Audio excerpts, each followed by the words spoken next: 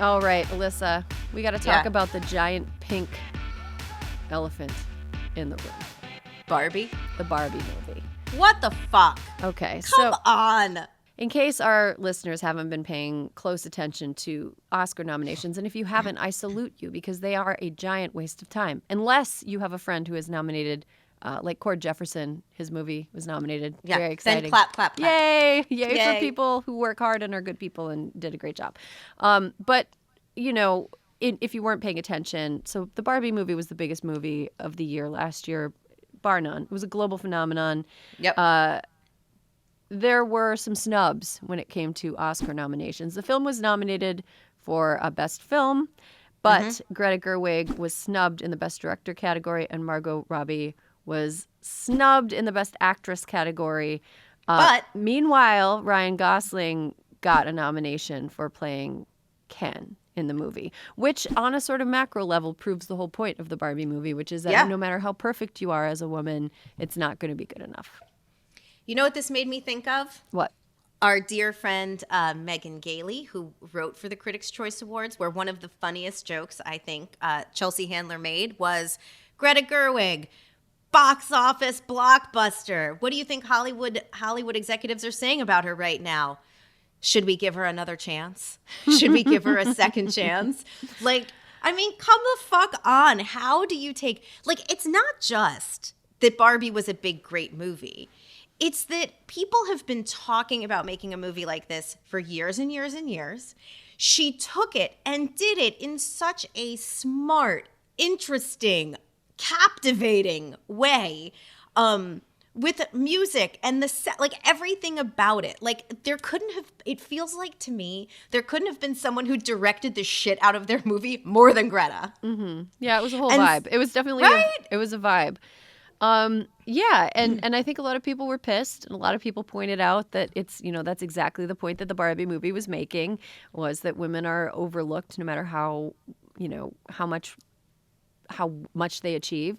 I also want to point out that Gerwig has had all three of her films nominated for Best Picture. She had Lady Bird, Little Women, and this, and she still hasn't been nominated for Best Director. Which is crazy because those are all three wonderful movies. I thought the Lady Bird was exceptional. I thought that Little Women was not my favorite adaptation of Little Women, but we don't need to. I agree. We don't need to get into it. But it was still great. But Lady Bird was great. And Barbie, I thought, was a really good movie too. I'm gonna say, you know, I don't want to be like a. I'm gonna say I really enjoyed the movie. I thought it was great. I think that the fact that it wasn't nominated for adapted screenplay, which is stupid anyway. Like that it had to be in the adapted screenplay category instead of original screenplay because it's based on IP. Like, that's so stupid. It's so stupid. It's so stupid because, like, there is no book or piece of media. Like, the doll did not. It's whatever. That's a stupid rule. It should have been up for consideration in the original category, but it wasn't, but whatever. I'm going to say, like, you know, I haven't seen all of the other nominations for original screenplay.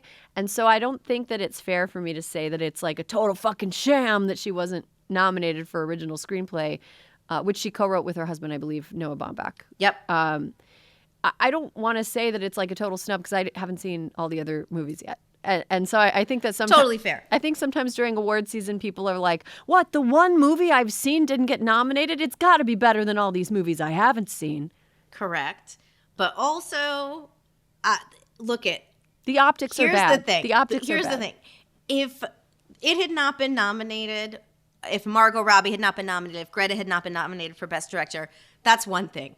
It's more like the cherry on the fuck you sundae is nominating Ryan Gosling. Well, and then America Ferrera is in a really awkward position because she got nominated. Yes. And like, you know, I think that, you know, how do you balance being super happy about your performance being recognized? And I think that both of them did a good job. They both put statements out that were like, there's no Barbie movie without Greta. This is... Mm-hmm.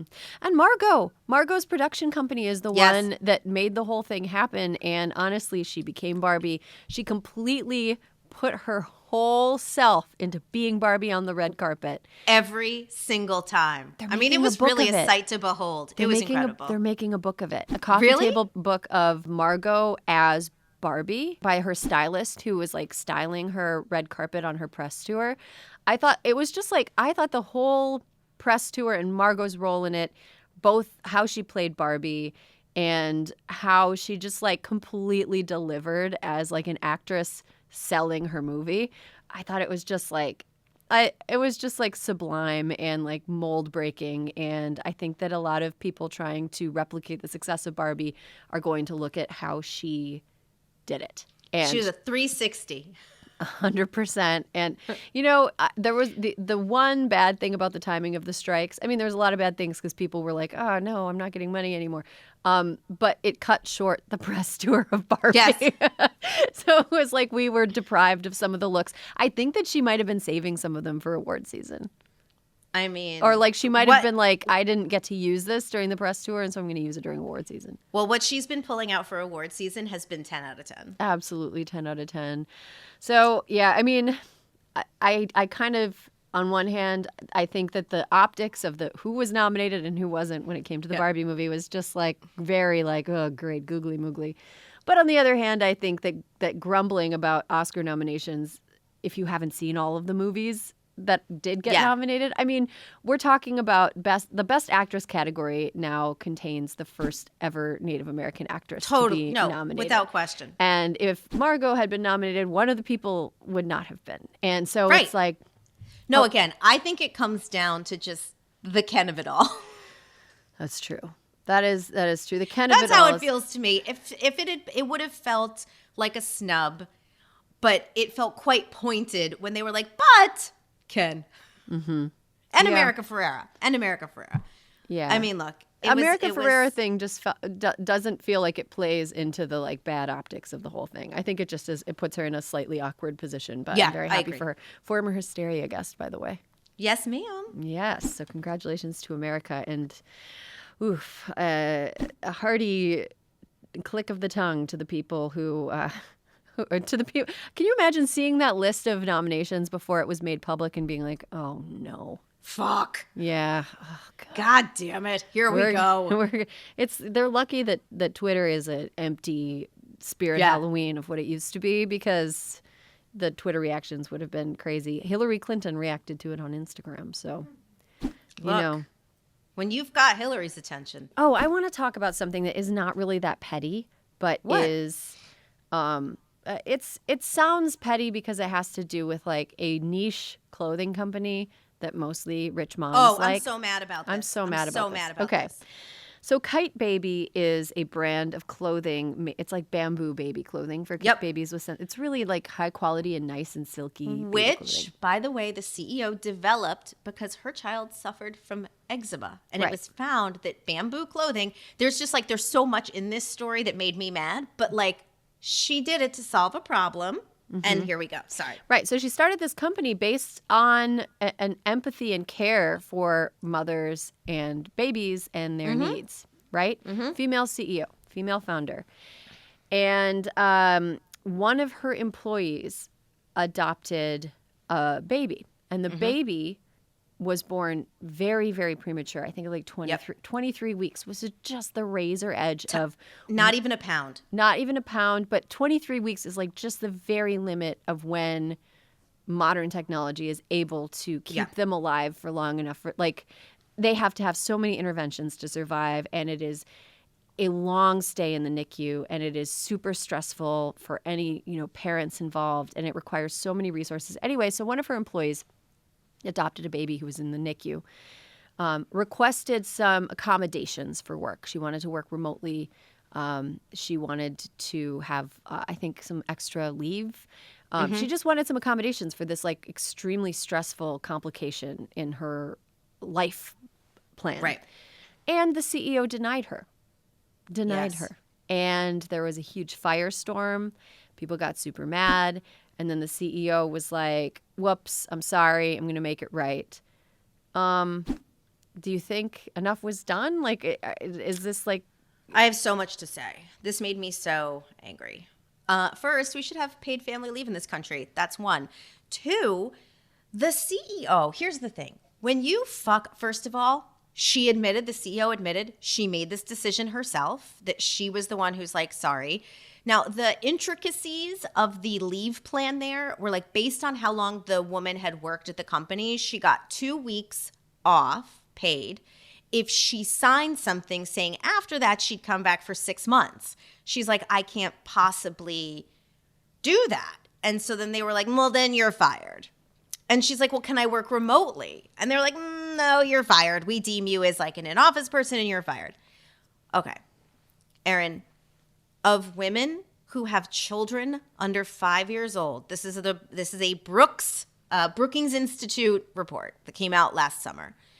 Of women who have children under 5, 70.4% work. So if you have a company that's like, we're here for moms, and how many moms need, like this woman here, and here's the other problem. One, you cannot pretend to be something externally that you are not internally. Mm-hmm. That is number one. She's not progressive. She's not taking care of families. She's not a girl's girl. She's not a girl's girl. Here's the other thing. When you go, I don't know how many times people need to learn this lesson, Erin, but when you go and you're like, shit, I need to apologize. Going to the lawyers in your company to finger fuck your statement so that you don't set yourself up so that you get sued, right? Like, I understand the fine dance, right? You want to apologize, but you don't want to say anything where you make yourself vulnerable to a secondary law, like a lawsuit or something like that, right? Right. Okay. It never works. If you have to apologize, you just got to go the fuck out there and apologize. And guess what happened? She had to make another apology. And she came back for round 2, the old CEO, and she was like, listen, I gave you a statement that was like lawyered to fuck, and like, here's the deal. I'm sorry. And it was much more, I'm being an asshole, but it was much more authentic. She took total responsibility for what had happened. And it's like, Erin, come on. Like we've seen this happen so many times. The whole thing is such a formula. Like, progressive company is like, we're the best, but then like they don't walk the walk internally. And then they have to apologize and they do a bad job, and then they have to apologize a second time. And like, I want to know, have they actually, they said they were going to, but I would like to follow this story and see if they actually change their maternity leave policies going forward. Because like, again, this country should have paid leave. Yeah. And FMLA is really like, until you've had to use it, you don't really know how flimsy it is. And I think a lot of companies that should, on their own volition, do better, hide behind FMLA, being like, and they're like, we can't do anything. FMLA only applies to like 50% of employees in this country. So, like, you might think that you qualify for FMLA, but you probably, you're 50-50. You might not. FMLA also only applies, it provides job protection and no pay. Right.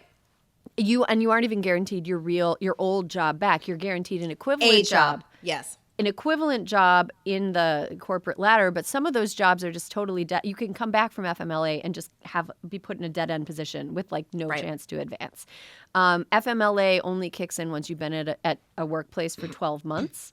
So like, your employer can just be like, oh, you haven't been here for a year. I guess you should have known that your baby would be born premature. Like, I guess you should have known, well, whatever. Like, there are things that FMLA you cannot plan for with around the birth of a child, and FMLA is just really, really rigid, and childbirth is really like unpredictable.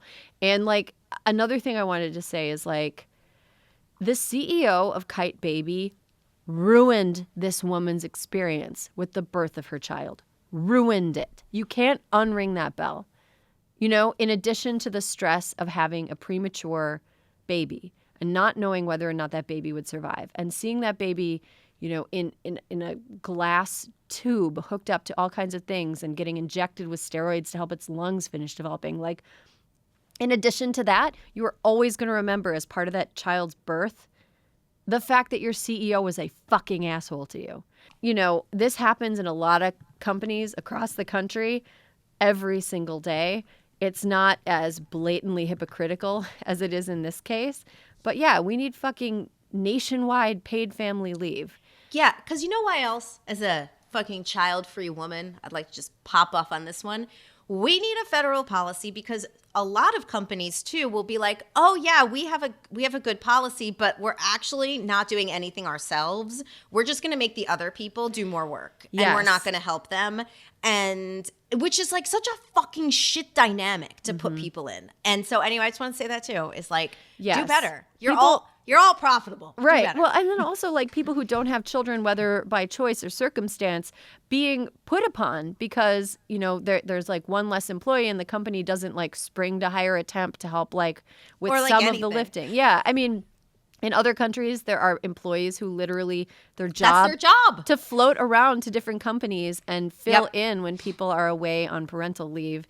And it's just so stupid. And also, like, we wonder why the birth rate is falling in this country. I don't know. Could have put on my thinking cap. Could it be it's that there's on. Thinking caps are on. Absolutely no support for parents. And in many cases, in places where you expect to find it, there is overt hostility to them. Yeah. Like, and it is so short-sighted and stupid and gross. And Kyte Baby, so disappointing.